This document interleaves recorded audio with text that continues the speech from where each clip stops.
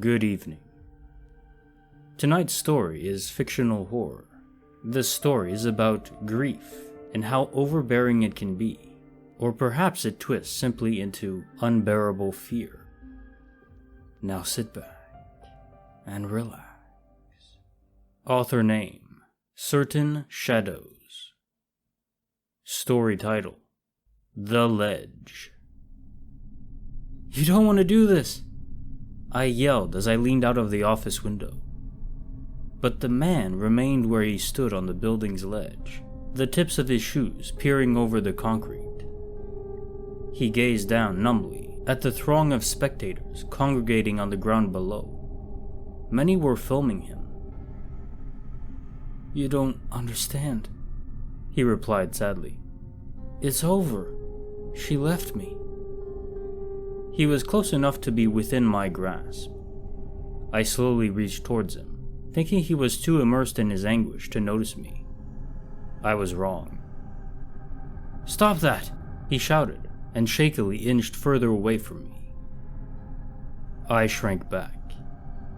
Already the crowd had swollen in number. Many more had gathered to watch the gruesome end of an unraveled man. I knew it would just be a matter of time before the cops arrived. I prayed they'd be accompanied by a negotiator far more trained than myself. Listen, man, I pleaded. I know we've never met before. I'm just a night janitor who went to clean your office and saw the window open, but I can tell from the frame photo on your desk that you've got people you love. Are those two girls your daughters? He nodded.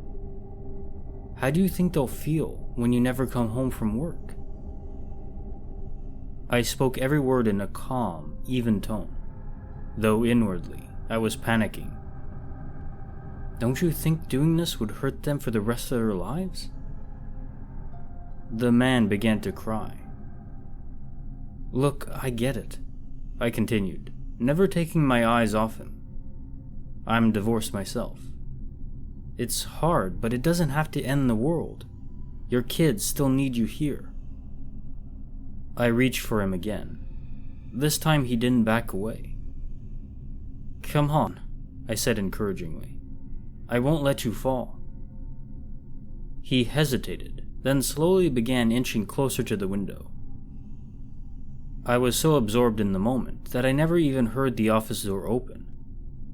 Just as his fingertips grazed against mine, I felt someone place a hand on my shoulder and roughly pull me away. Startled, the man on the ledge lost his balance. No! I yelled, but it was too late. He'd already begun to fall. His terrified scream meshed with those of the horrified onlookers.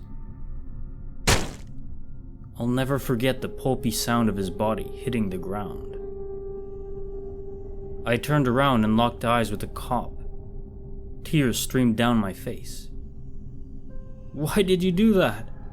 I demanded, my voice trembling with grief and rage. I had him!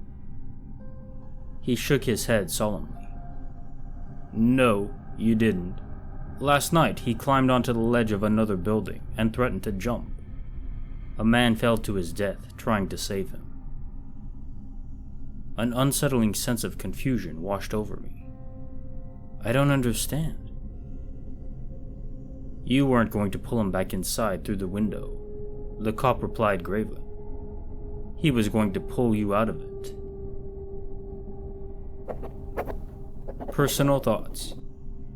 That's heavy.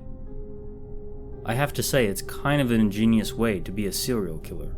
Fake your grief and fake your attempted suicide, and then pull whoever tries to help you to the untimely death. What a terrible way to go, too. For those few seconds that you're falling down, there's nothing you can do but think about your life and everything you're gonna miss. It gives even more credence to the idea that no good deed goes unpunished.